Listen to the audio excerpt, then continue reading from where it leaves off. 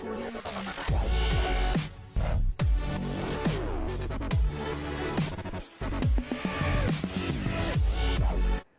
रसिक हो, हॉबी डुबी डूच्या या मंचावर 143व्या विशेष भागात मी आपल्या सगळ्या रसिकांचं मनापासून संजय निकुम मल्हारच्या वतीनं स्वागत करतो। शरीर शुद्धि के बारे में, समूचे जगत में उसकी परिभाषा के बारे में, उसकी कार्यशैली के बारे में एक उत्सुकता होती है।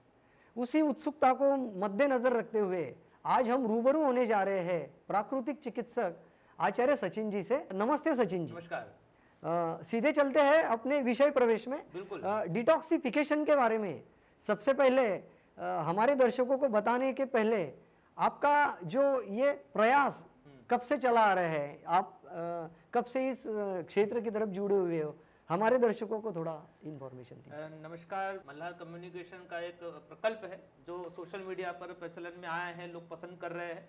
उस सेशन में मुझे बुलाया गया है। जो सेशन है स्वास्थ्य का, निरोगिता का, आनंदमय जीवन का और रोग मुक्त जीवन का, तनाव और एंजाइटी से भरी मुक्त जीवन का एक सेशन में लेने जा रहा हूँ। बराबर।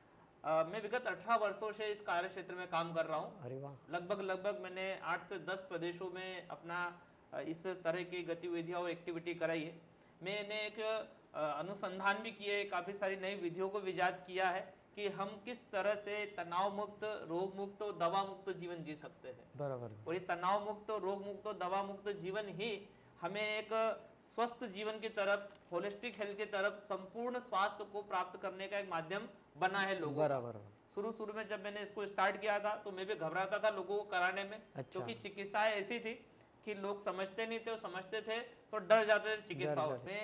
जब कार्य क्षेत्र में प्रवेश किया तो मैंने देखा कि इस कार्य क्षेत्र में काफी विडंबनाएं फैली है, काफी सारी डर फैले हुए, काफी सारे कंफ्यूजन है, काफी सारे प्रश्न है लोगों के मन में कि ये डिटॉक्सिफिकेशन क्या होता है, शरीर शुद्धि क्या होती है, पंचकर्म क्या होता है, प्राकृतिक चिकित्साएं क्या होती है।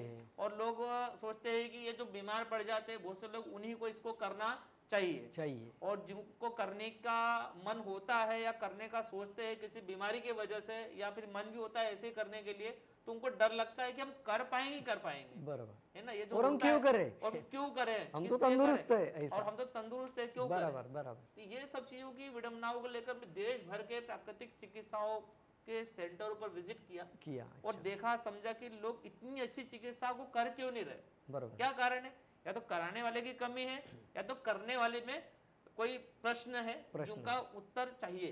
तो मैं ढूंढा, सब कुछ देखा, तो मैंने देखा कि प्राकृतिक चिकित्साओं को इतना कठिन, सरल चिकित्साओं को कठिन हो गई और लोग कठिनता के कारण उसको कर नहीं पा रहे। शरीर को दवाई खिलाया जा रहा है, लीवर के लिए दवाई हो रही है, रक्त को शुद्ध करने के लिए या रक्त के विटामिन मिनरल्स को सप्लीमेंट डाइट दी जा रही है, एंटीबायोटिक दी जा रही है।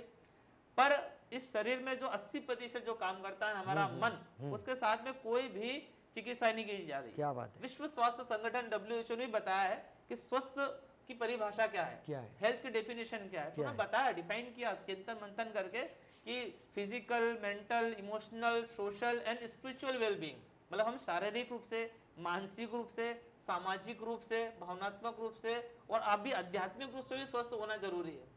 ये चारों पांचों डायमेंशन जब व्यक्ति स्वस्थ रहेगा, कंफ्यूजन से मुक्त रहेगा, द्वंद्व से मुक्त रहेगा, उसकी दिशा धारा इन चारों दिशाओं से परिपक्व और सीधी साधी रहेगी, तो वही व्यक्ति स्वस्थ रहेगा।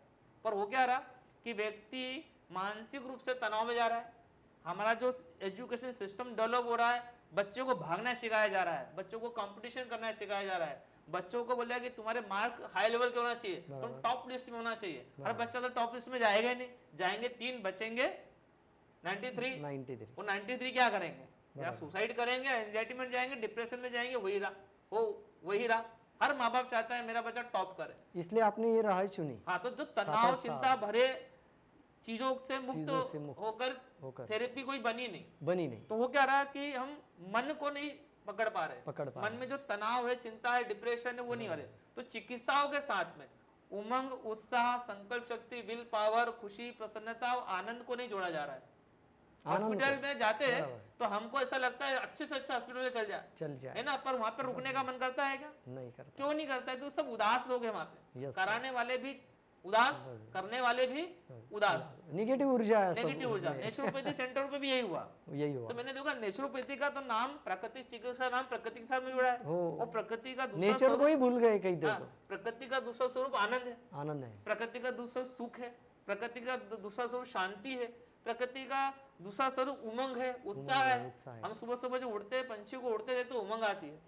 हम पेड़ पौधों के अंदर ओस की बूंदों को जब महसूस करते हैं तो हमें बड़ा अच्छा लगता है। जब झरने बहते हुए दिखते हैं तो बड़ा आनंद आता है। मल्हार, नामी मल्हार है, जब बारिश होती है तो मन में उत्साह उमंग आता है। पर ये सब चीजें प्राकृतिक चिकित्सा से विमुक्त हो गई, और ये रह गई प्राकृतिक चिकित्सालयों के सेंटरों में छोटे छोटे कमरे बन जाते हैं, वहां पर आपको टब में बिठा देंगे, कॉम्पैक्ट कोर्स बन गया, नेचर के साथ में नहीं हुआ। तो फिर मैंने बोला नहीं, प्राकृतिक चिकित्सा प्रकृति के वातावरण में होनी चाहिए। प्राकृतिक चिकित्सा सोशल एक्टिविटी के साथ में, ग्रुपिंग थेरेपी के साथ में होनी चाहिए। प्राकृतिक चिकित्सा नाच गा के होनी चाहिए। प्राकृतिक चिकित्सा आनंद उत्साह और उमंग के साथ होनी चाहिए। जो आनंद उत्साह और पॉजिटिविटी के साथ में चिकित्सा की जाती है, वही वास्तव में प्राकृतिक चिकित्सा कहलाती है। बाकी सिर्फ शारीरिक चिकित्सा कहला सकती है। प्राकृतिक चिकित्सा के लिए आपको शरीर और मन को बनाना होगा। बहुत बढ़िया। और मैंने इसी पे काम किया, और इसी पे जब मैंने काम किया तो लोगों को बड़ा आनंद आया चिकित्सा। अच्छा, देख, लोगों को नाचने में आनंद आया, लोगों को हंसने में आनंद आया, लोगों को भोजन करने में आनंद आया, अलग शैली, अलग अनुभव। लोग एक दूसरे को मालिश करते हैं, बढ़िया प्रेम लगाते हैं, एक दूसरे को मिट्टी लगाते हैं। तो ये प्राकृतिक चिकित्सा जब डेवलप हुई तो इसमें मेरे पास में IAS अधिकारी, न्याय विभाग के अधिकारी, फिर हमारे जितने भी पॉलिटिशियन जो स्पिरिचुअल संस्थाएं जुड़ी है, उनके हाई लेवल के सब लोग सम्मिलित हुए। और बड़ा आनंद, लगभग मैंने अभी तक 15,000 लोगों को चिकित्सा करवाई है, और 15,000 लोगों ने 15,000 में से लगभग 10,000 अभी भी उसको एकदम एक्टिवली अपने जीवन में उसको अपना रहे हैं। देखो, जब हम प्रकृति का नाम लेते हैं, प्रकृति को इंग्लिश में नेचर बोलते हैं, उर्दू में कुदरत बोलते हैं, ठीक है, और मराठी में निसर्ग बोलते हैं। बड़े अच्छे शब्द है, प्रकृति को सुनते से मन प्रसन्न हो जाता है ना। जब प्रकृति का नाम लेते हैं तो हमारे दिमाग में एक ताजगीपन आ जाता है। हमको बादल दिखाई देने लगते हैं, हमको बारिश दिखाई देने लगती है, हमको झरने दिखाई देने लगते हैं, हमको पशु पक्षी और उड़ते हुए पंछी दिखाई देने लगते हैं। उनका नाम सुनते से सब कुछ आने लगता है। तो तब प्राकृतिक भोजन का नाम सुनेंगे तो हमारे मस्तिष्क में क्या आएगा? हमारे मस्तिष्क में जो वही आएगा जो प्रकृति ने हमारे लिए भोजन तैयार किया है, उसी को प्राकृतिक भोजन बोलते हैं, है ना।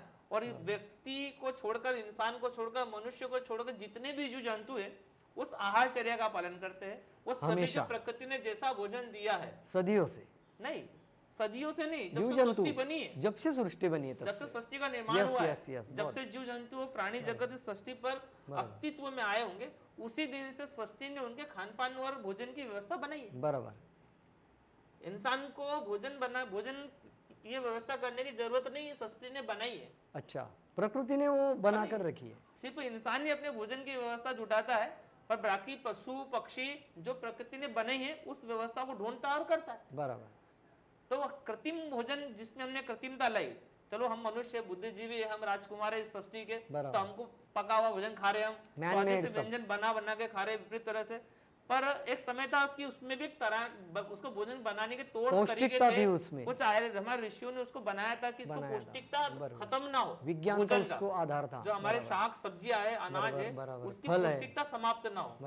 पर उसको अभी उसके जो स्वरूप ये 1000 वर्षों से होता हुआ, इन 50 सालों में जो भोजन व्यंजन बनाने की अलग अलग विधियां जो आई, तो भोजन बनाने की जो अलग अलग विधियां आई, तो इन विधियों ने भोजन को पूरी तरह से खत्म कर दिया। सिर्फ मॉडर्न लुक दे दिया उसको, लेकिन पौष्टिकता जो तत्व थे उसके।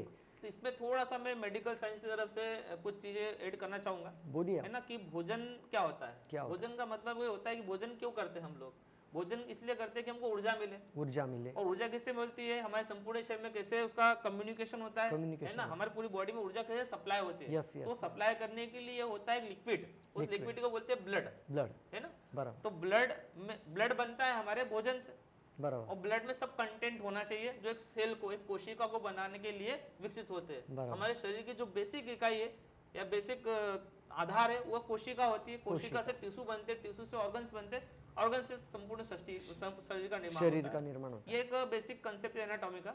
तो कोशिका को बनाने के लिए एक ब्लड की जरूरत पड़ती है, उस ब्लड में सब होना चाहिए। क्या क्या होना चाहिए? उसके अंदर प्रोटीन होना चाहिए, उसके अंदर फैट होना चाहिए, उसके अंदर विटामिन होना चाहिए, उसके अंदर कार्बोहाइड्रेट होना चाहिए, उसके अंदर सभी तत्व होना चाहिए जो एक संतुलित आहार के अंदर होना चाहिए। जरूरी। अब उस ब्लड को निर्माण करने के लिए जिस आहार को हम करेंगे उसमें भी सब कुछ होना चाहिए। बराबर। पर जिस भोजन को हमने पका दिया, तल लिया, सेक दिया, भून लिया या भाप लिया, उसमें से सिर्फ 3 ही चीजें बचती है, कार्बोहाइड्रेट, प्रोटीन और फैट। बाकी विटामिन पूरी तरह से 100% खत्म हो जाते हैं, नष्ट हो जाते हैं। टमाटर को आपने उबाल लिया, तल लिया, खत्म। लौकी को उबाल लिया, तल लिया, खत्म। हरी तरकारी सब्जियों को पूरा तल लिया, सेक लिया, वो हाई टेम्परेचर पे ले गए, खत्म। उसमें 2 ही चीज बची है, कार्बोहाइड्रेट, प्रोटीन और फैट। और वो हमारे संपूर्ण शरीर में वो 3 ही चीजें विकसित हो रही है। विटामिन गायब हो जा रहे, मिनरल्स गायब हो जा रहे, इसलिए शरीर का वजन तो बढ़ जा रहा पर ताकत नहीं है। शरीर का वजन तो बढ़ गया पर शरीर के अंदर बीमारियां भी बढ़ गई, साथ में मोटापा बढ़ गया, हमारी जो कमर दर्द है, ज्वाइंट पेन है, सर्वाइकल स्पॉन्डिलाइटिस, ब्लड प्रेशर है, सब बीमारियां आ गई। किसके कारण? सिर्फ मिनरल्स और विटामिन के कमी के कारण। बराबर। आजकल बच्चों को यदि फल हम घर पर ला के रखेंगे तो फल खाएंगे नहीं बच्चे पका हुआ ही खाना पसंद कर रहे हैं। बराबर। हरा धनिया तो निकाल लेते बच्चे थाली में से कि इसमें सारा धनिया निकाल के दो, कोथिंबीर निकाल लेते। बराबर। खाते नहीं बच्चे। लौकी, गिलकी, पालक लोग जिस दिन बनती है तो बच्चे उसको सूंघते नहीं है। क्यों? क्योंकि वो बाहर का जो फास्ट फूड खा रहे, चाइनीज फूड खा रहे, उसमें एक टेस्ट एनहेंसर आता है। आपको पता है कि नहीं पता है? उसके बारे में बताना चाहूंगा। उसमें वो टेस्ट के लिए आता है, टेस्ट के लिए वो तो हमारी जो टंग मसाले की सब्जी उस टंग के टेस्ट को वो कई गुना बढ़ा देता है। मतलब तो वो जो हम जो कुछ भी खाते हैं उसका टेस्ट कई गुना बढ़ जाता है। बराबर। तो इसीलिए जो हम जो साग सब्जियां खाते हैं उसका टेस्ट बच्चों को समझ में नहीं आता। इसीलिए आहार की जो परिकल्पना है, ताजा आहार, शुद्ध आहार, परिपक्व आहार की परिकल्पना को लेकर मैंने अभी तक लगभग डायबिटीज फ्री कर दिया, लोगों को दवाओं से मुक्त कर दिया है, वजन 25 से 30 किलो का वजन कम किया है, लोगों का घुटने का दर्द खत्म कर दिया है, कमर का दर्द खत्म कर दिया है। और तो और 10-10, 12-12, 15-15 साल हो गए, उनके घर में दवाइयाँ का खर्च 0 हो गया है, मेडिकल का खर्च 0 हो गया है। ऐसे हम हेल्थ मतलब नेचुरल हेल्थ फैमिली डिजाइन कर रहे हैं। हमको सर्टिफाइड करते हैं। हम 5 साल तक ऑब्जर्वेशन करते हैं उस फैमिली को कि आप हमारे द्वारा बताई गई चीजों को कर रहे हैं, फिर आपको हम सर्टिफिकेट दे देते हैं कि आपके घर में ना ब्लड प्रेशर होगा, किसी को डायबिटीज नहीं होगा, और आपके घर में ये डाइट कभी फॉलो अप होते रही, ये नियम यदि बना दिए आपने अच्छी तरह से, तो आपके जीवन में, आपके घर में किसी को भी हृदय रोग से मृत्यु नहीं होगी। कितना बड़ा वरदान है आज प्रकृति के साथ में। हम कभी जिएंगे तो हम कभी बीमारियों से ग्रसित नहीं हो पाएंगे। चलो, अब आहार की बात निकली है तो आचार्य सचिन जी, अब विषाक्त भोजन के कारण ये शरीर की जो बिगड़ी घड़ी है, तो इसके कुछ ऐसे संकेत है क्या कि जो शरीर की अभी घड़ी बिगड़ गई है, ऐसे कोई संकेत हमें बताते हैं? देखिए, मतलब क्या शरीर में क्या ऐसे बदलाव दिखते हैं? हर चिकित्सा का अपना एक सिद्धांत होता है, एक प्रिंसिपल होता है, उस प्रिंसिपल पर चिकित्साएं काम करती है। जैसे एलोपैथिक चिकित्सा का सिद्धांत क्या होता है, 5 साल तक किसी स्टूडेंट को डॉक्टर बनाने के लिए कौन से सिद्धांत पर बात की जाती है कि आपको सबसे पहले आपके पास में पेशेंट आए तो आपको उसका चेकअप करते आना चाहिए। चेकअप प्राइमरी चेकअप, उसका आप देखो कि इसको कौन सी बीमारी है, ढूंढो, डायग्नोसिस करो। डायग्नोसिस करने के लिए बेसिक चीजें हाथ, पैर, नाक, कान देखा जाता है, उसको हार्ट भी देखे, विश्लेषण आएगा, विश्लेषण तो क्या किया जाएगा, उसकी पैथोलॉजिकल रिपोर्ट देखी जाएगी। उसमें भी फाइंड आउट नहीं हुआ तो सीटी स्कैन है, एमआरआई है, अल्ट्रासाउंड है, सब कुछ किया जाएगा। मतलब बेसिक कंसेप्ट क्या है, पहले बीमारी को ढूंढो कि क्या कारण है। जब आप ढूंढते हैं तो डॉक्टर को 3-4 कारण मिल पाते हैं। डॉक्टर ये बोलता है कि आपके शरीर में इन्फेक्शन हो गया है। अब इन्फेक्शन हो गया है तो इन्फेक्शन का मतलब क्या होता है कि कोई ऐसा जीवाणु, कोई विषाणु आपके शरीर में प्रवेश है, आपके रक्त में या आपके पेट में चला गया है, जिसने आपको इन्फेक्टेड कर दिया है। तो आपको क्या करना पड़ेगा मुझे डॉक्टर साहब? तो बोले आपको एंटीबायोटिक का डोज लेना पड़ेगा। मतलब पर्टिकुलर उस विषाणु की एक एंटीबायोटिक होती है, 5 दिन तक आपको कंटिन्यू लेना पड़ेगी, तो आपके शरीर के अंदर वो दबाई जाएगी और पर्टिकुलर उस विषाणु को, उस वायरस को क्या कर देगी, खत्म कर देगी। उसको बोलते हैं एंटीबायोटिक मेडिसिन। दूसरा डायग्नोसिस ये होता है कि आपके शरीर में हार्मोनल डिसबैलेंस हो गया, आपकी थायराइड डिसबैलेंस हो गई, आपका इंसुलिन डिसबैलेंस, आपको शुगर हो गई है ना, तो आपको थायराइड, इन हार्मोन्स को बैलेंस करने के लिए हार्मोनल मेडिसिन दी जाएगी। तो दूसरा मेडिकेशन ही होता है। तीसरा डायग्नोसिस ये होता है उनके शरीर के अंदर कि आपके शरीर के अंदर मिनरल्स अब फ्लक्चुएट हो गए, तो आपको सप्लीमेंट डाइट लेना पड़ेगा। Yes yes. तो ये 3-4 तरह की मेडिकेशन होकर एलोपैथिक चिकित्सा काम करती है। और एक चीज और फाइंड आउट होती है, लोग बोलते हैं हमको सर दर्द हो रहा है, हमें दर्द हो रहा है, पीड़ा होती है, तो उसके लिए बोलते हैं आप पेन किलर खाइए, पेन किलर लेंगे तो आपको दर्द नहीं होगा। ये चिकित्सा का सिद्धांत हो गया। आयुर्वेदिक चिकित्सा का सिद्धांत क्या होता है? आयुर्वेदिक चिकित्सक के पास में जब कोई पेशेंट जाता है तो वो नब्ज देखते हैं, नाड़ी देखते हैं, पता करते हैं कि आपको क्या है, तो बोलते हैं आपको वात है, आपको पित्त है, आपको कफ है। 3 दोष होते हैं, इन तीनों दोषों में से कोई ना कोई दोष से बीमारियां पैदा होती है, तो वो उससे संबंधित उनको बराबर दवाइयां देते हैं, वात नाशक, पित्त नाशक और कफ नाशक। पर हम बात कर रहे हैं प्राकृतिक चिकित्सा, हम बात कर रहे हैं प्राकृतिक चिकित्सा की। तो प्राकृतिक चिकित्सा का भी सिद्धांत है, इसका सिद्धांत इतना सरल है, इतना सरल है, इतना सरल है कि किसी को समझ में नहीं आता। अच्छा, सरल है लेकिन समझ में नहीं आता, इसलिए सरल है। कई बार आदमी ऐसे कंपटीशन वाले युग में जी रहा है, एकदम हाई लेवल के नॉलेज में जी रहा है, जो हार्ड है उसकी छोटी मोटी जो सरल नॉलेज वाली चीज है उसको समझ में नहीं आती, नजरअंदाज कर देते, नजरअंदाज करता है, पर समझ में नहीं आती, समझ में नहीं आती। अच्छा पढ़े लिखे एजुकेटेड लोग उसको समझ नहीं पा रहे, है ना। हम बात कर रहे थे कि शरीर में बीमारी होती है इन्फेक्शन से।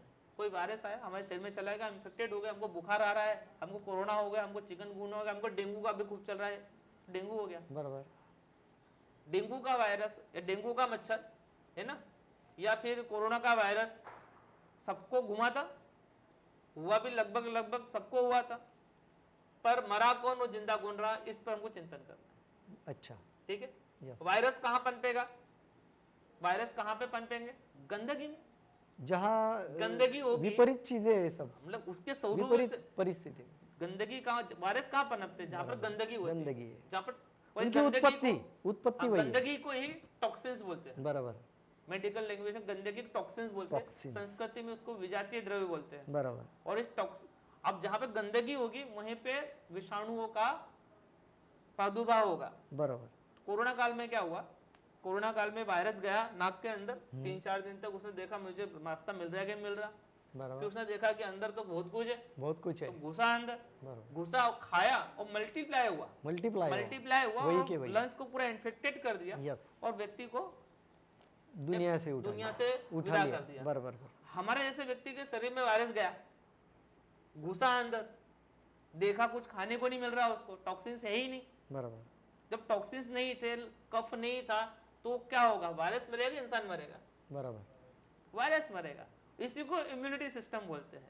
जिसके शरीर में ज्यादा गंदगी है उसी को इम्यूनिटी कम होना बोलते हैं, जिसके शरीर में गंदगी नहीं है उसके शरीर की इम्यूनिटी बड़ी रहेगी, बराबर। तो शरीर के अंदर गंदगी की उपस्थिति ही बीमारी का मुख्य कारण है। प्राकृतिक चिकित्सा का सिद्धांत ये बोलता है कि हमारे शरीर में जितनी भी बीमारियां है या भविष्य में होने की संभावनाएं हैं, उन सब बीमारियों का मूलभूत कारण हमारे शरीर में उपस्थित गंदगी है।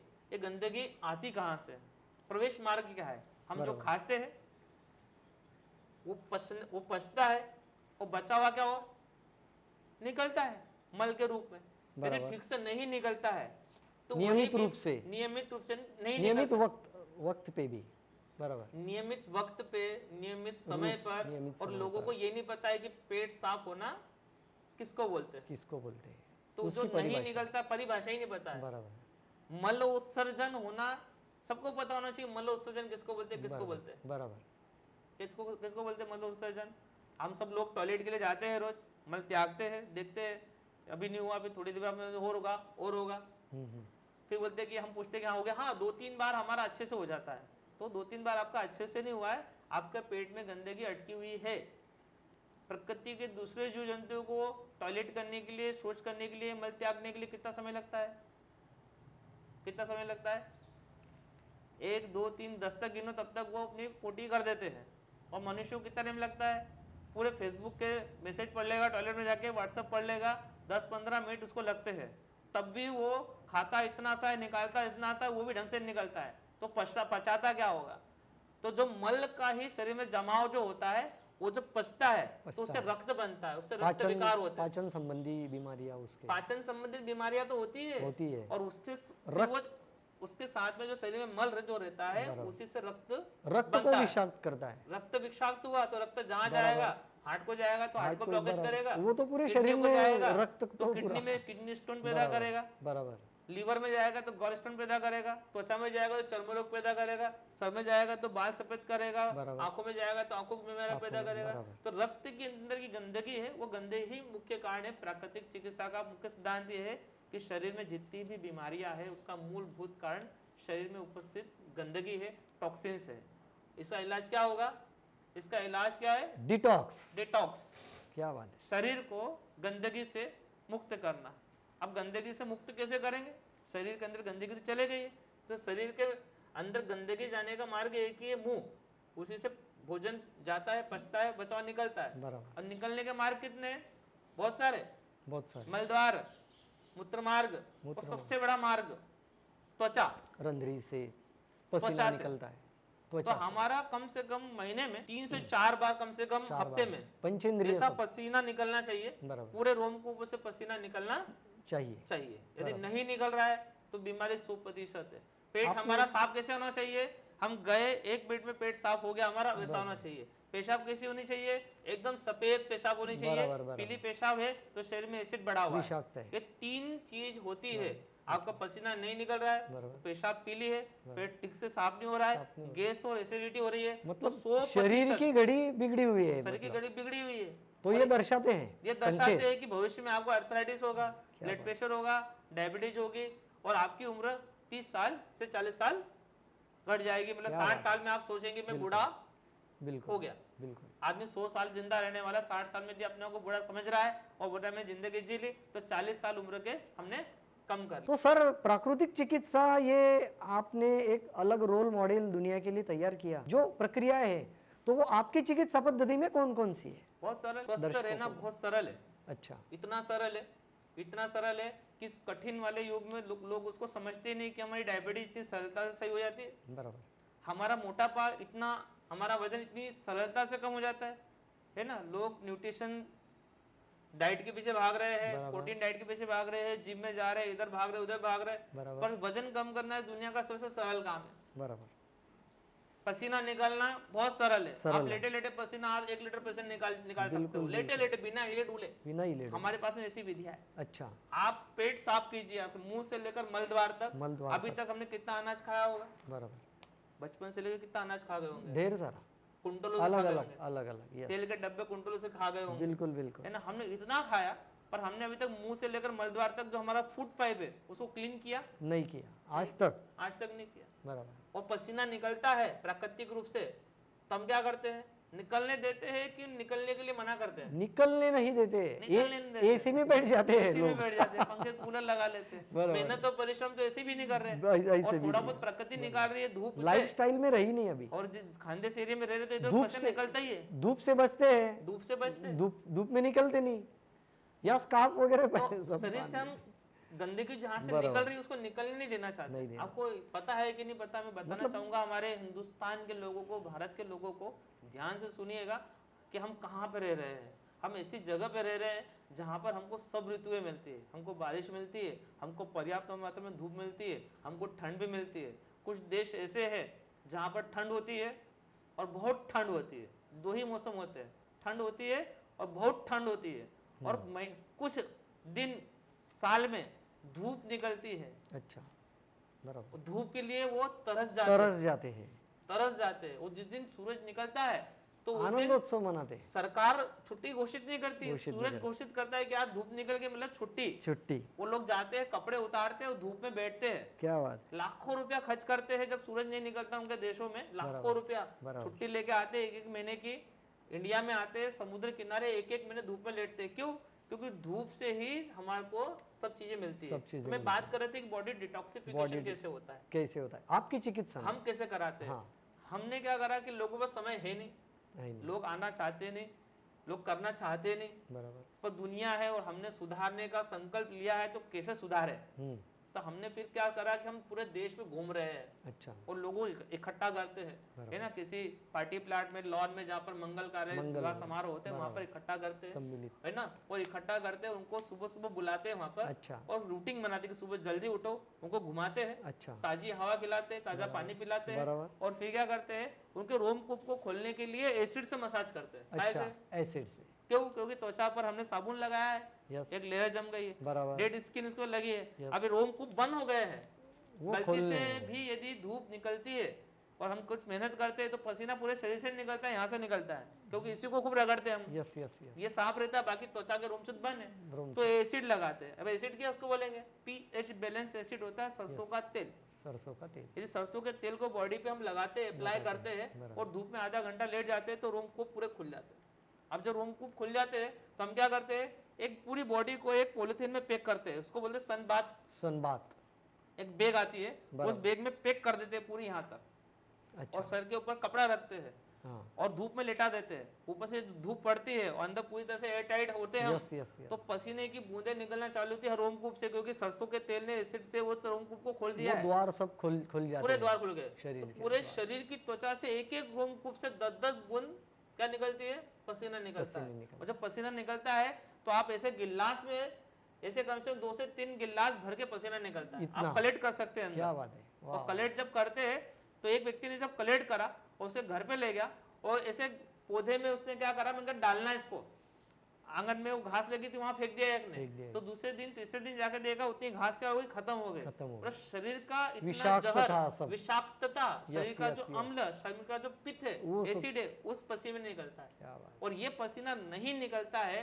तो सोचो, जब बाहर के पौधों को इतना ये नुकसान पहुंचा रही, तो अंदर के जो नाजुक अंग है, नाजुक नाजुक अंग कोशिका है, है, यस, उनका क्या यस, होता उनका क्या होगा, ये होता हड्डी को क्यों नहीं पिघलाएगी, ये बराबर। हड्डी को क्यों नहीं घुसेगी, घुटने क्यों नहीं दर्द करेंगे, अच्छा। बाल क्यों नहीं झड़ेंगे, पेशाब में जब ये निकलेगा बराबर। यूरिन के माध्यम यस, से, यस, तो यस। वहाँ पे यूटीआई इन्फेक्शन क्यों नहीं होगा, क्यों नहीं शरीर में होगा? गर्मी क्यों नहीं, चिड़चिड़ापन क्यों नहीं आएगा, सबसे शरीर में पहले जब होगा। गर्मी बढ़ी रहेगी तो बराबर। नींद का अभाव तो रहेगा, तो पसीना निकालते हैं। जैसे हमने पसीना निकालने की बात बोली कि हम पसीना निकालते हैं, है ना, और पसीना निकालना हम ही नहीं निकालते, आपको सिखा भी देते हैं कि आप घर पे भी निकाल सकते हो, यस यस, ठीक है, क्योंकि एक दिन पसीना निकाल के आपका जीवन पर स्वस्थ नहीं हो जाओगे, तब घर पे पसीना निकालो, अब वो विधियाँ दूसरी- मालूम वो करने के सिखा देते हैं, हम ट्रेनिंग स्वरूप में सिखाते हैं, ट्रेनिंग स्वरूप में कोई ज्यादा उसका फायदा होता, मतलब उसका फायदा बाद में वो भी। लॉन्ग टर्म करना है, लॉन्ग लाइफस्टाइल टर्म करना है, सिर्फ 5 दिन के लिए 5 दिन नहीं, घर पे जाने के बाद भी उस ट्रेनिंग विधियों होती है, को 5 आपको, दिन की ट्रेनिंग देते हैं। यस यस यस दूसरी होती है हमारा पेट, जैसे मैंने बात बोला था कि हम इस ट्रैक की सफाई नहीं करी आज यस तक। यस तो एक विधि होती है, दर्शक लोग ध्यान से सुनेंगे इस विधि को, आप थोड़ा सा नेट पर और गूगल पे भी सर्च करके देखना कि उस विधि का नाम क्या है। इस विधि को बोलते हैं शंख प्रक्षालन। शंख प्रक्षालन, मैं इसको अभी नए टर्म में अनुसंधान रिसर्चर ने LFC नाम दिया है, अच्छा। लघु शंख प्रक्षालन, यस, LSP। LSP। आप नेट पे जब सर्च करेंगे आपको पूरा बताया जाएगा। हाँ। तो एक घृण संहिता है, योग का ग्रंथ है, उसमें यस, से यस। लिया गया इस विधि को है। उस पर हमारे देश के जो जाने माने यौगिक रिसर्च सेंटर है, हाँ, वहां पे इसका अनुसंधान हुआ और एक स्टैंडर्डाइज विधि तैयार हुई है। मेरिटेड सब, हाँ, उसको हाइड्रोथेरेपी बोल सकते हो। यस यस तो इसमें हम क्या कराते हैं कि 2 से 3 घंटे में हर 15-15 मिनट में एक पानी पिलाते हैं, साल्टेड उनको, और हाँ, नींबू वाला salted। पानी पिलाते हैं, अच्छा। एक्सरसाइज कराते हैं, और हमारे इंटेस्टाइन में कुछ वॉल लगे रहते हैं, स्टमक नीचे वॉल लगा रहता है, अच्छा। स्टमक पॉल्यूरिक वॉल, अच्छा। छोटी आंत और बड़ी आंत के बीच में एक वॉल लगा रहा है, इलोसिकल वॉल। तो कुछ एक्सरसाइज करके 15 मिनट में उस वॉल को खोलते हैं और पानी को नीचे की तरफ लेके जाते हैं। कहाँ लेके तक? जाते हैं, मल द्वार तक। मल द्वार तक 15 मिनट में पूरा पानी मल द्वार तक पहुंच जाता है। पहुंच जाता है। खाना खाया हुआ 10 घंटे लगाता है, उसको लगाता 15 है। मिनट में पानी को कहाँ पहुंचा देते हैं? लार्ज इंटेस्टाइन में पहुंचा देते ये हैं, जहाँ पर मैदा, Deadline, बेसन, बेसन, खाकरा, बराबर। समोसा, कचौरी, पिज्जा, बर्गर सब जो खाया पिसा हुआ पिया है, चिपका हुआ है वहाँ पे, चिपका हुआ है, लेयर है पूरी ऐसी लेयर जमी जमी हुई। हुई। तो उसको हम पानी में लगाते हैं और बराबर। वॉशिंग मशीन में कैसे कपड़े घुमाते हैं, इस तरह से घुमाते हैं, बराबर। और पानी पूरा टकराता है हाथों यस, के अंदर, यस, यस, और वो पानी टकरा कर बाहर निकलता है। बाहर निकलता है। ये 15 मिनट में 2 गिलास, लगभग हम 12 से 15 गिलास पानी पिलाते हैं 2 घंटे के अंदर। बराबर। उस पानी को कहाँ से निकालेंगे? नीचे से नीचे निकालेंगे, से मल द्वार से। बराबर। तो पूरी Deadline। Mouth to anus 32 feet की इंटेस्टाइन होती है पूरी अंदर हाथों के अंदर बराबर, घुमावदार, बराबर। उसकी पूरी क्लीनिंग करते हैं। तो एक पूरी पसीना pipeline। निकाला, दूसरी गंदगी हाथों से निकाली, और तीसरी गंदगी जो निकालते हैं हम उसको बोलेंगे, अभी कोरोना, मेरे जितने भी पेशेंट थे, मैं बड़े गर्व के साथ में और प्राकृतिक चिकित्सा को बताने के लिए मैं सबको बताना चाहूंगा कि मैंने जितने भी लोगों को प्राकृतिक चिकित्सा कराई थी, कोरोना पॉजिटिव हुए थे, पर कोरोना पॉजिटिव हुए थे तो वहां पर हारा कौन जीता कौन? वायरस मर गया और हमारा व्यक्ति जो डिटॉक्सिफिकेशन करते आ रहा था घर पे वो बच गया। क्यों? क्योंकि उसे छाती में एक्स्ट्रा कफ नहीं था। और जो एक्स्ट्रा कफ होता है वो इसको टॉक्सिन्स बोलते हैं। अभी जैसे हमको सर्दी खांसी जुकाम होती है तो क्या करते हैं हम लोग, बताइए? बस गोली ले लेते, मेडिकल पे जाते, है ना। आजकल तो हेवी मेडिकेशन आ गई, हेवी मेडिकेशन कि आपको थोड़ा बहुत भी एहसास हो रहा है, नाक में थोड़ा सा बहना चालू हो रहा, अनदेखा कर देते उस तो बात उसको हम क्या करते हैं कि दवाई खा के तुरंत सुखा देते, है ना। बराबर। पहले आपने देखा होगा, आप ध्यान से सुनिएगा दर्शकों, बड़े ध्यान से सुनना समझना इस चीज को, कि हमारे पहले आप बचपन में छोटे से थे, स्कूल जाते थे हम लोग, है ना, तो हमारी नाक बहती रहती थी, सबकी नाक बहती रहती, सबकी नाक बहती थी, सबकी नाक, आपकी भी बही होगी, मेरी भी बही होगी, और हम कई बार ऐसा पूछते थे, और कई बार नेपकिन हमारी माँ यहाँ पे पिन से लगा देती थी। पर आजकल के बच्चों की नाक बहती है क्या? नहीं बहती। ये कौन सी, ज्यादातर नहीं बहती।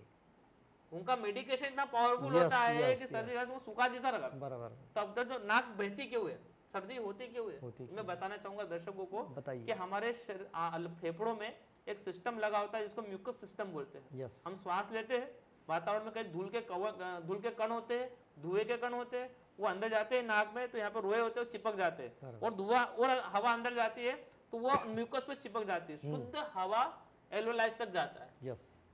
36 करोड़ वायु कोश होते हैं हमारे लंग्स में, कितने? 36 करोड़, जहाँ पर CO2 और O2 का आदान प्रदान होता है। बराबर। मेरे बॉडी से CO2 आती है और हमने जो O2 ली है वो हीमोग्लोबिन मिलके पूरी बॉडी में सप्लाई होती है। एक छोटा सा अंगूर के दाने के जैसा आकार होता है, बिल्कुल महीन चींटी के जैसा, वो एल्वेओलाइज कहलाता है। वो कितने करोड़ होते हैं? 36 करोड़ ट्रांसफार्मर होते हैं हमारे इसमें, आदान प्रदान में। इधर 18 करोड़ एक लंग्स में, 18 करोड़ इधर। अब टहनी जैसे बने होते वो, इधर एक पाइप गया, उसे टहनी जैसे बने होते, एक टहनी से कम 2 से 3 करोड़ जुड़े होते। अब यदि वो अंदर म्यूकस निकला, वो म्यूकस बदलता है, सीजन चेंज होता है, तो वो म्यूकस हमारे नाक से बाहर निकलता है और नया म्यूकस लगता है। बराबर। तो हम क्या करते हैं, निकलने देते क्या उसको?